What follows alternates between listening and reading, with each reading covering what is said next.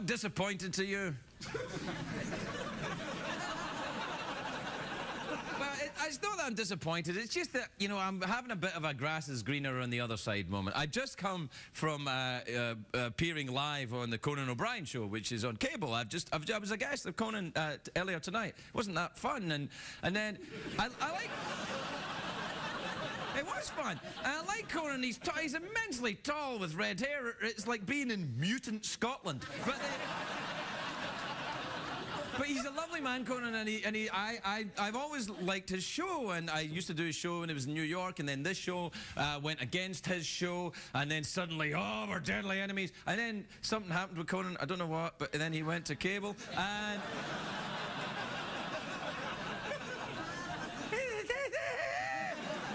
Anyway, the thing is, we're not on against each other anymore, you know, on TV, and so I could go and be on a show, and I was on a show. And you know, it's not until you get into a real studio you realise what a piece of crap this place is. I mean, really, he's got a band and curtains, and he's got a sidekick who has flesh. He has... Maybe a little too much. And it's just a great setup, and the only thing that he doesn't have that we have is... No, he's got everything we have. And yet, every night, we come out here with 110 of hand-picked vagrants from around the LA area.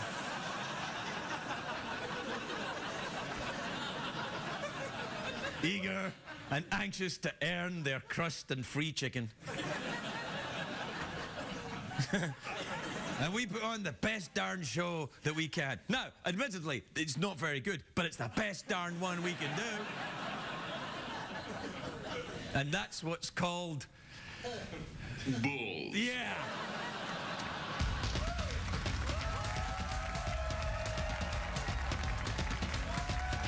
The Late Late Show with Craig Ferguson. Sponsored by Expedia, where you book matters.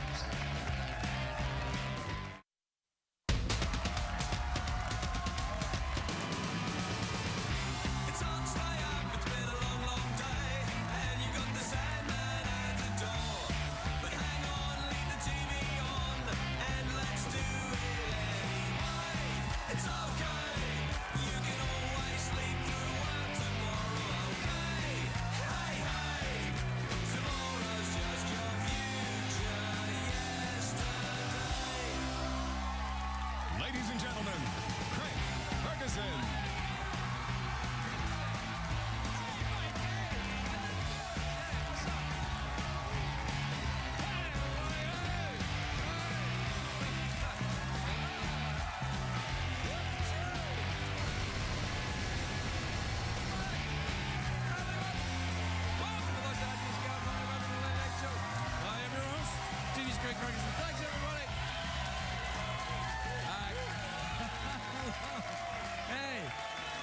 That's enough, thanks. All right. Come on, you know and I know I wasn't your first choice. It doesn't matter, we'll get through it somehow. And I especially liked the lady in the front row who did the double wave. Double wave, lady over there, double wave. Either that or saying, What kind of a day are you having? I'll tell you, strange, highly voiced, sort of tall elf man. It's a great day for America, everybody. That's what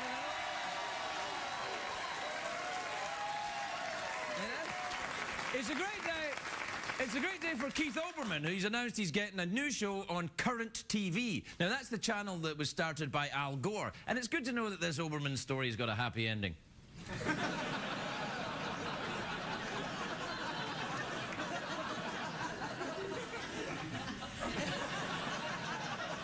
It's a great day for the White House. Michelle Obama says her husband has quit smoking. Fox News reported this as Obama trying to destroy the tobacco industry.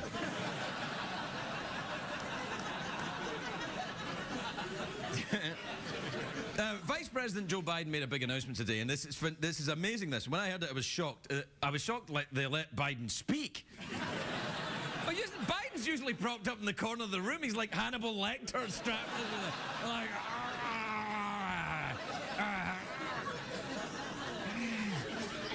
Did you breastfeed, Senator? Toughened your nipples, didn't it? Anyway, Joe Biden's big announcement was that it's a $53 billion spending plan for building a new train system. And it's not a surprise, because whenever Biden says anything, it's usually about trains. It's like, take the train to work, I love trains, I wish I was a trains. Anyway. He loves trains, is what I'm saying. He loves trains like Garfield loves lasagna, like Larry King loves wedding cake, like Brett Favre loves his iPhone, like Oprah's half-sister loves being Oprah's half-sister. And maybe he likes trains like I like my ferrets. Do a picture of me with my ferrets, do? Oh, we do. Yeah, you go. Man, that's creepy. Anyway.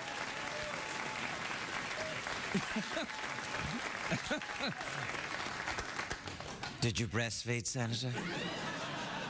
Anyway, vice presidents always like to champion the new technologies. Biden with the futuristic trains, Al Gore did the internet, Dick Cheney with the electric nipple clamps, and they're...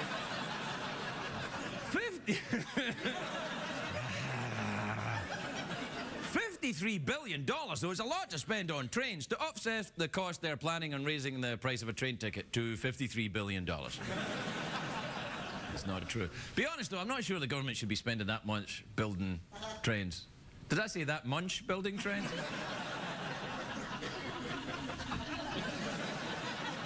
They shouldn't spend that money. You know what they should do? They should take $53 billion and spend it just on one really cool train. A train that shoots flames out of its ass or something. Does the train have an ass? Well, for $53 billion it can, yes. Anyway, Biden says the trains won't be ordinary. They'll be fancy, like European trains. You know, they won't go choo-choo, they'll go chow-chow. Come on, that was like a joke right there. That was like a proper joke. I said, are you saying that? And I did that, and then there was a thing, and then ba-doom. Toughened your nipples, didn't it? Why is that so... I love that movie so much, and it's about terrible people, that Silence of the Lambs movie. But it makes me laugh so much. Put a little lotion in the basket. Anyway, the trains, I'm talking about the trains. There'll be super trains, these things. They'll travel at 250 miles an hour. You imagine that? You could leave LA and go to someplace good in no time at all. But this is what I'd use it for. But the critics are saying the spending plan is too ambitious. They say it cannot be done. But every day America shows us that nothing is impossible in this country. Need I remind you all, Snooki wrote a book. Snooki wrote a book! Anyway, I am predicting that the super trains will be very popular in California, because when you travel that fast, your skin goes... like, we're heading up to the... Hey! I'm saving a fortune on plastic surgery! Why are you shouting? Why not? I'm setting the scene. It's a train. Anyway, I'd love to ride one of those things. These trains are going to be the most popular ride in California since the Kardashians. They're going to be the most popular.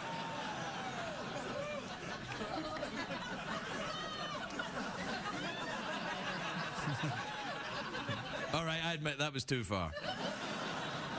Anyway, the plan here in California is to build a high-speed train between San Diego and San Francisco, which is great news if you're a gay illegal immigrant.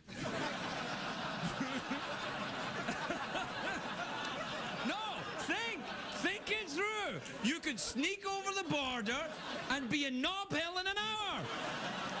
You could be in San Francisco in 2.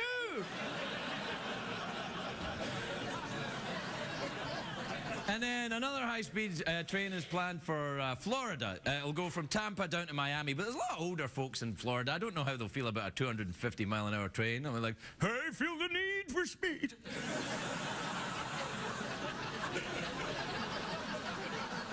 Oh, I just peed. Do you know sometimes in movies they show a train going into a tunnel to represent sex? That's true. Or they show a train going into a tunnel, or a rocket ship blasting off, or a hot dog going into a bun, or two midgets fighting over a piece of beef jerky.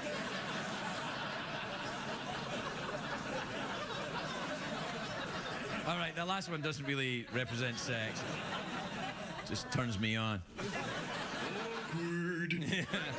Come on. It's mine. No, it's mine. Nah, I'm sorry. That's out of line. Sorry, everybody. Sorry, Kardashians and midgets. If there's any little people Kardashians around, I'm really sorry. Hey, it was commercial break time. You all right with that? Break time. Settle in, my bitches.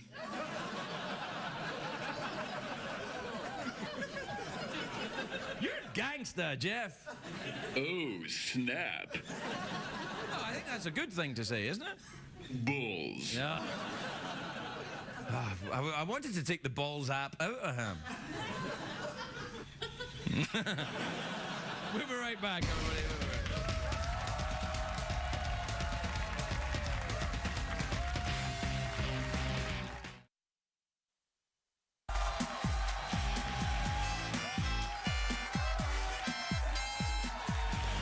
Let me just stop you. Oh, we don't have anything fancy, but we got ourselves a mouth organ and a glove.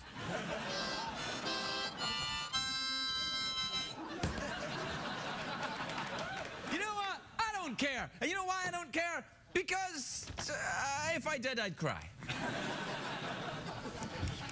What time is it, Jeffrey Peterson? Tweet me, Craig. Tweet me real hard. Oh, I'll tweet you, you bony bitch. Sex robot. Yeah. That's right. You are my... Oops, I just piddled.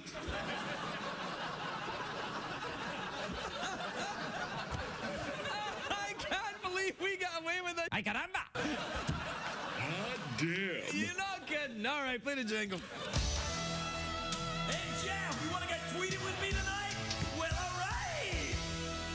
Pedal to the metal, we're getting there soon.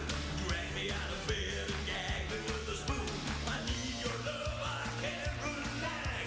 Without your touch, I'm rolling to the max. So hit me with your tweet mail. Ass mode. All right. This is from Ken in Grand Rapids in Michigan, who says, Dear Craig, I overheard someone talking about me at work. Should I confront this individual? Yeah, go ahead. That'll work out. Yeah, go ahead, get in their face. That'll change their opinion of you. They're going to really love you after that. You know, I thought he was a jerk, but when he threatened me, I suddenly felt better. Let it go, man. Let it go. If you got mad at everything people said about you, you'd never host a late-night talk show. This is from Amanda in Toms River, New Jersey, who says, Dear Craig, why is everyone in New Jersey so short-tempered? Oh, shut up.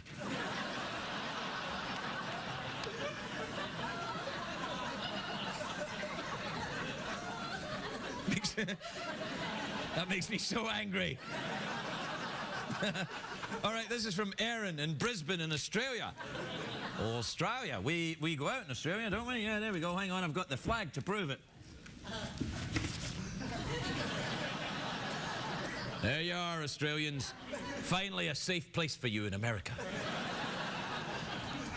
It says, Dear Craig, I've heard the Americans think the Australian accent is sexy. Sure they do. Which accent do you think is the sexiest or most annoying? Oh, I think the sexiest accent, without a doubt, is French, of course. French, the language of love. Oh, I am very attracted. Why, you are the most attractive. I want to be your sex robot. Sex robot. Yes. And the most annoying accent is, of course, Scottish. Although apparently I don't have one anymore, if you work for the Scottish press. Yeah, he doesn't have an accent anymore. He's a traitor.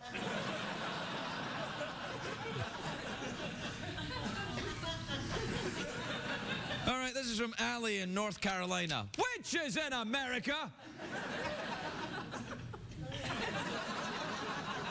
Nothing like patriotic lesbians to make me feel good.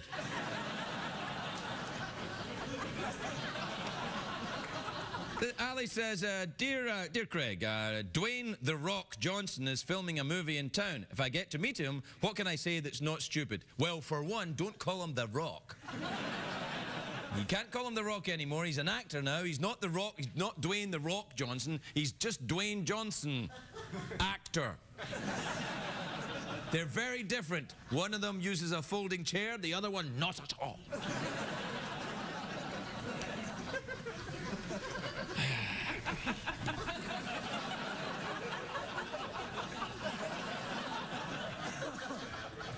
All right, this one then. All right. This is from Al in Geneva in Illinois. Oh, for a moment there I thought it was Swiss Geneva. Oh, Switzerland, the neutral country that never takes a side in any of the wars.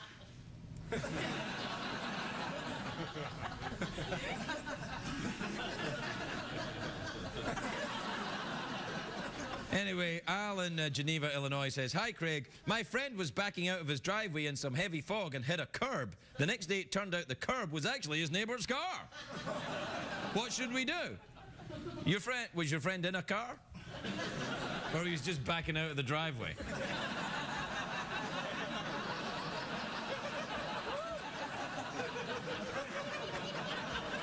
Is that some kind of slang for something?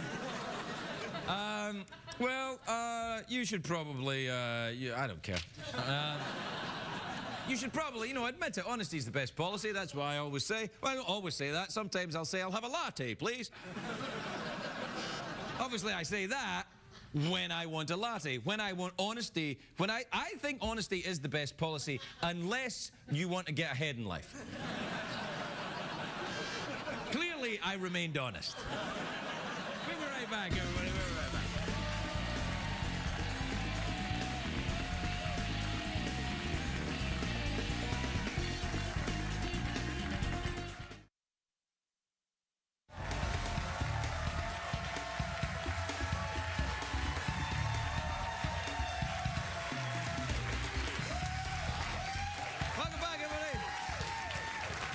Welcome back to the big budget extravaganza we call the Late Late Show, where things are really...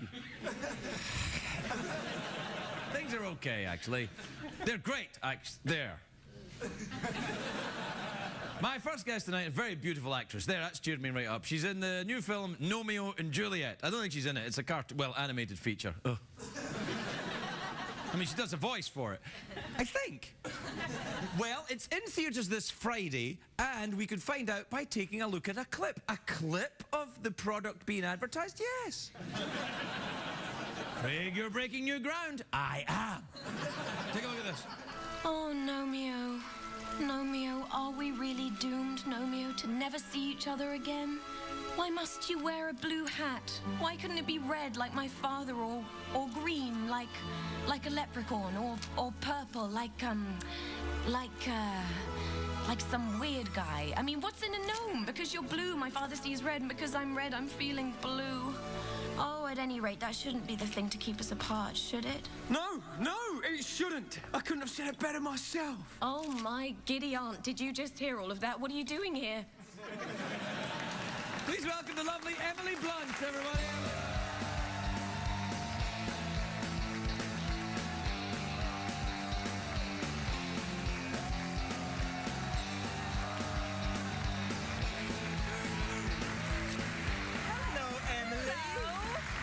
Lovely. Thank Good, you. you are a pretty one, aren't you? That's so nice. No, it's true. You That's are. so You're nice. gorgeous. Look at you all. And I like the blonde hair. It's different, isn't it? I mean... Different to the way your hair was before. It's true. I'm now fun and bubbly with blonde hair. You were always fun and bubbly. Now, how did you do it? Lemon juice and sunshine? I did do it that way when I was a teenager in Portugal, and it was bad. It was like lime green orange. It was a bad look. Wait. You were Portuguese when you were a teenager? No, we used to go every summer. You used to go to Portugal every Yeah, summer? I Where? grew up there, in The Algarve? Algarve. I know the Algarve, southern coast of Portugal. Very nice Have you indeed. ever been? Yes, I've been to the town of Sagres, right on the coast there. You been there? No, we went to this place called Carvoeiro. Oh, no one ever goes there now. Apart from my dad. Well, your dad still Yeah. goes, obviously. Yeah, does he still go there? He does, Oh, he that's does. He nice. bought a little place there. Fala português? Is that, do I speak it? All I don't know. Yes, it is. I only know how to say obrigada. Obrigado. To you, yes, because Yes. you're a man. Yeah, well, that's why I was hoping you would say it. Obrigado. Obrigada. You're welcome. CBS Kids.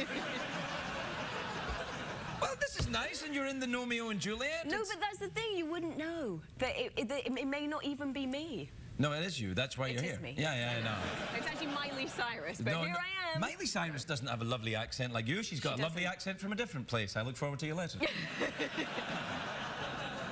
It's true. No, it is me. Yeah. No, Just it's me, lovely. something. And you do a lot of Shakespeare then, do you? Romeo and Juliet. I actually did do it on Did stage you? originally, yeah. What Shakespeare? You did Juliet? I did Juliet, yeah. Did you really? Yeah. Who was your Romeo? This nice man called Lex Shrapnel. Lex Shrapnel? What a name, right? Wow! That, are you kidding me? That's the best name I ever heard. Lex Shrapnel? It's amazing. Yeah! Absolutely! Lex Shrapnel, book him! Book him right now! Lex Shrapnel? Yeah, he's lovely. Yeah, I bet he is. He Yeah. does. Is he very flinty? He is quite, actually, but with very real blonde hair, like not dyed. Beautiful It's funny, blonde really? hair. So he's kind of Nordic looking, eh? Very Nordic looking, Yeah. yeah. Oh, that's Lex Shrapnel. He's very nice. It's scary doing Shakespeare, though, I have to say, because you know, the worst thing, the fear is if you just fluff your line on stage, or if you forget your line. Why just make it up? Well, no, that's a real problem, though. Why? Because you can't really make up Shakespeare Oh, sure and make you it sound can. Just throw in convincing. thou and, you know, old Macbeth and you're fine. Nobody knows. They're not sitting... Oh, they are sitting there with books, Did someone aren't they? just go, because you said Macbeth? Yeah, they probably did. They did, Yeah. yeah. I tell you, some of these California vagrants are highly superstitious. I've become quite superstitious about stuff. Are you superstitious? Yeah, now I've just recently become more so. I have to touch wood 6 times. 6 times for some reason, I don't know why. Yeah, and I have to make everyone around me do it as well. Is this some kind of code for something? You really... Meet me later. That's Yeah. not superstition, Emily. That's OCD. You got a problem. That it with probably is. No, it is. No, Yeah. it is. You gotta go and see get some therapy for that. No, you really, or you'll end up completely Howie Mandel. But it's You only that, gotta. Oh, that, with that Yeah, stuff, yeah, no, and all the kind of. Do you do that? I don't. I don't know. I don't know If someone much. convinces, I get really scared of like handshakes and fist pumps, and I always feel like I'm gonna. I never said. Why? I have no idea where You you're went like going with- this. I'm just my face suddenly lapses into that sometimes. Fist pumps. No. It's innocent. It's like, it's what we Yeah, do. yeah, I know. Yeah, you don't like all of that then. No, I get really... If someone comes in for, like... Do you know what I mean? When someone comes in for a Oh, handshake, you yeah, get high scared five. that you're going to, like, miss it or something. Well, that's all right. No one expects you to make it all the time. It's true. No, just pretend that you were going to do that anyway. So if you miss, Yeah.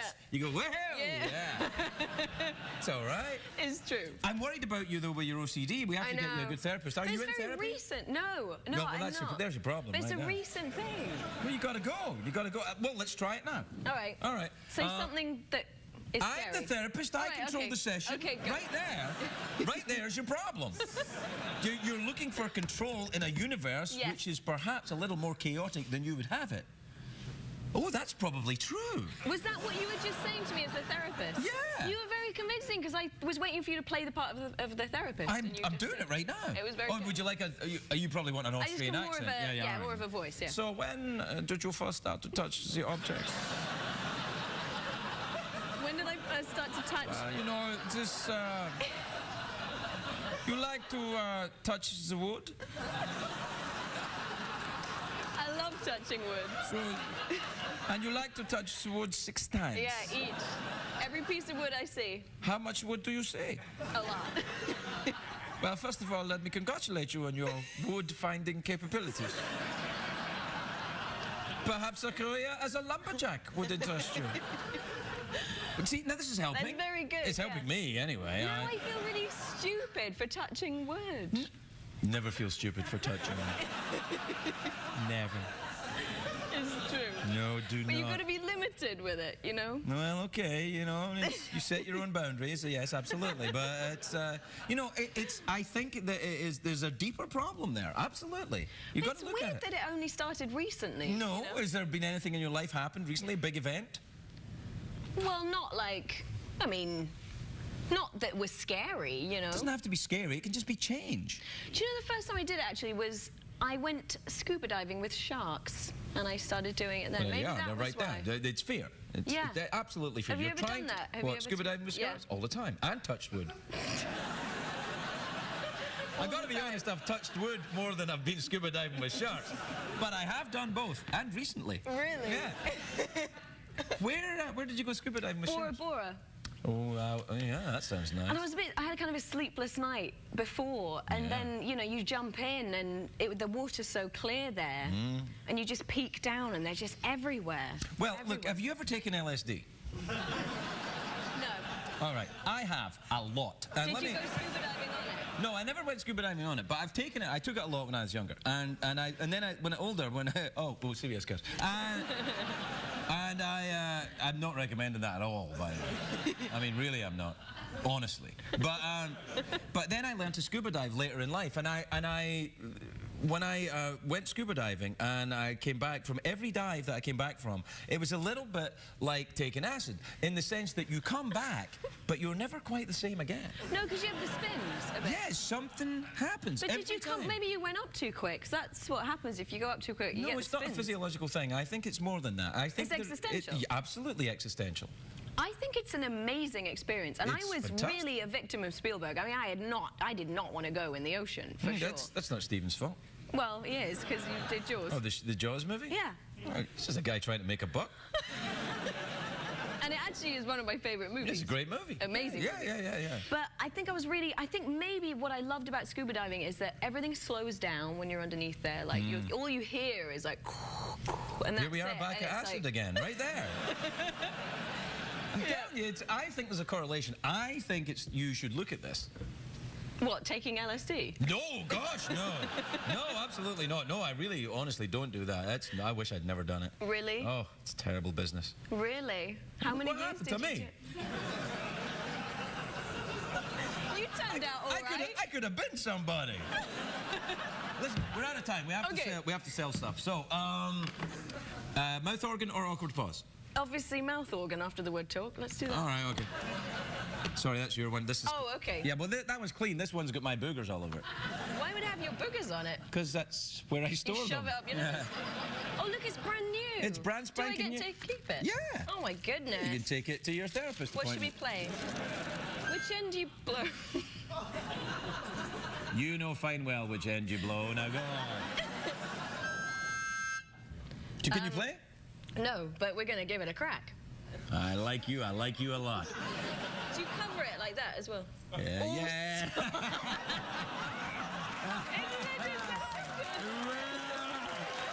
Yeah, you're not going to top that. Emily Blunt, everybody, we'll be right back.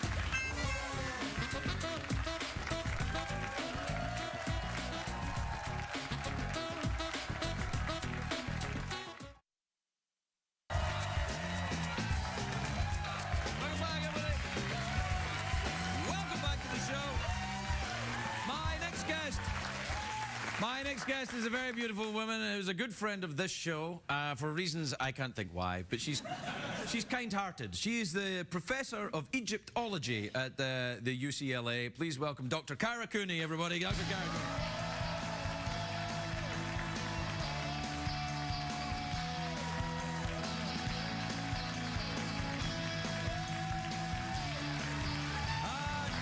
Cooney. Dr. Cooney.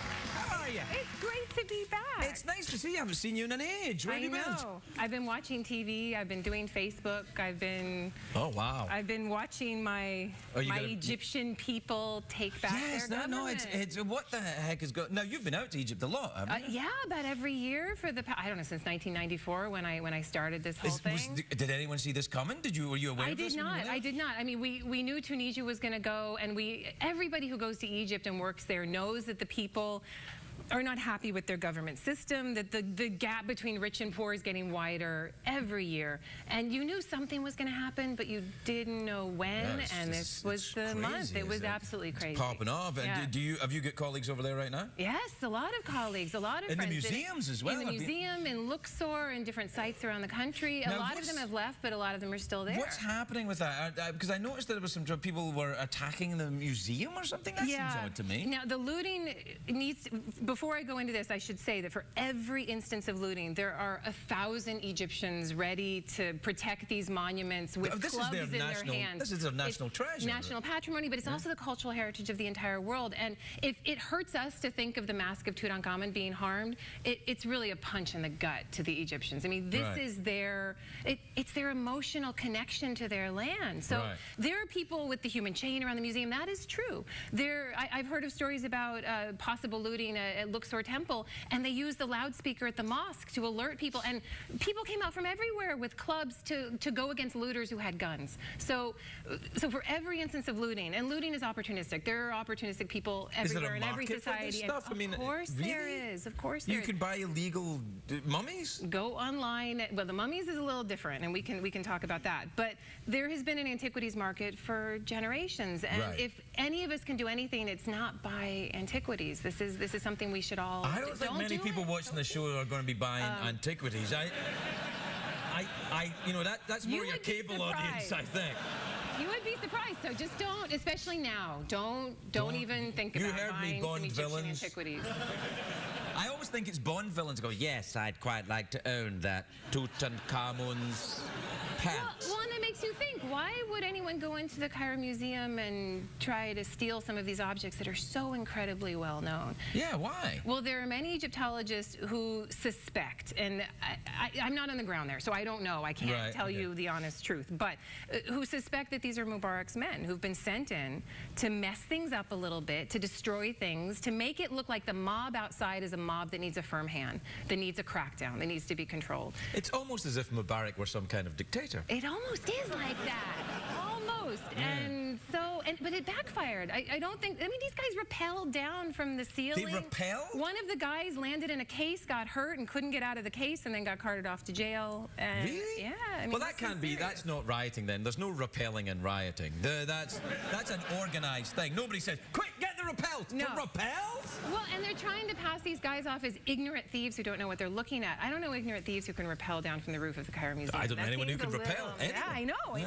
But, you know, the people are out there in the square. They're trying to bring democracy to their country. So I think those two things need to be separated, and a lot of people are trying to put them together. Right. Okay. So what do you do now then? Are you going to go out there? I mean, because it's dangerous out there, Carl. You got a baby. You can't be going out there right now. I probably maybe not this year, because with the baby, it's hard to go to Egypt with the baby. What age is your baby now? He's 10 months old. Oh, right. And he's just starting to walk, and he's just adorable and sweet. But I think it's a little hot, and you know, food, and it's difficult. California or Egypt? Egypt.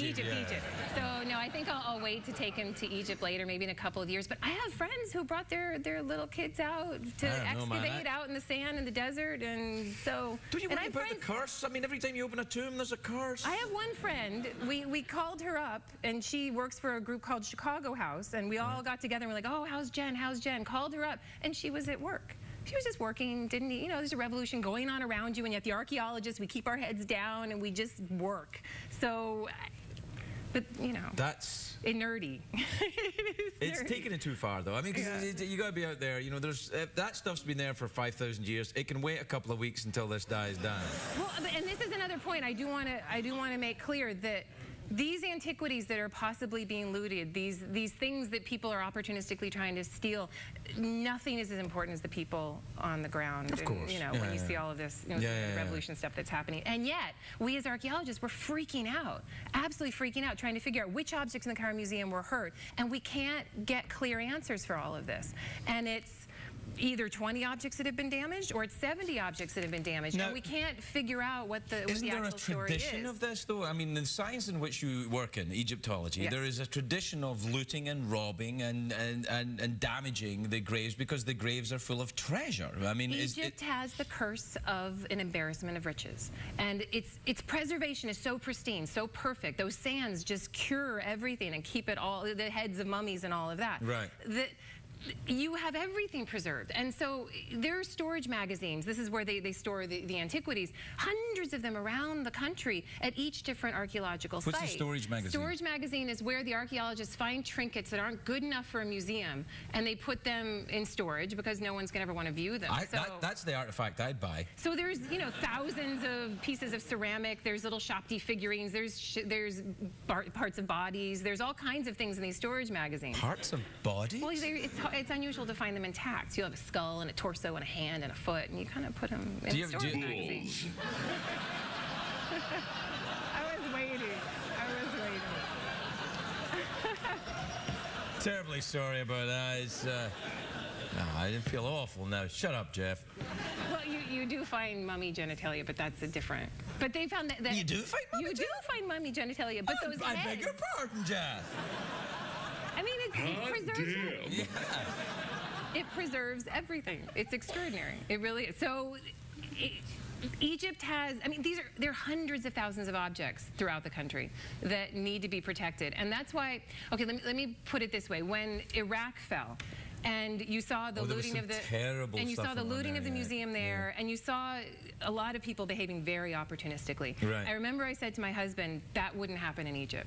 The people would stand firm and they would protect that museum. And you know what? It happened. They held hands in front of that museum, they stood there and they protected it, and that's happening all over the country at these storage magazines, these sites, where you have things that would be easy pickings for a looter to take and then bring to an antiquities market, some sort of dealer.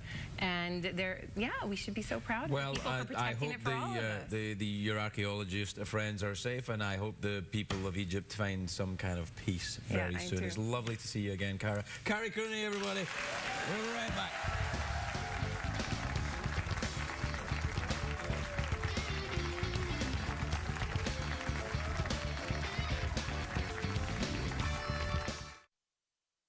If you're watching Craig at home, you're missing half the fun. Consider this your formal invitation to laugh live in our studio audience at a taping of The Late Late Show with Craig Ferguson. Please give us a call at 323-570-0059 or visit our website at oneiota.com.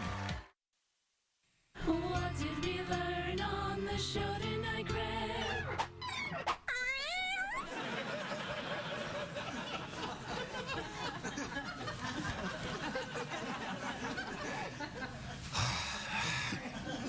So anyway, look, we found online a picture of Lex Shrapnel. The actor who played Romeo with Emily Blunt. Do you get the picture of Lex Shrapnel?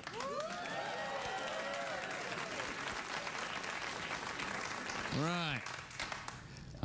Lex Shrapnel. Oh, I've ruined your BlackBerry, sorry. So, anyway, he was born in 1979. That's all I know. Let's see the picture of Lex again. Yes, that's right.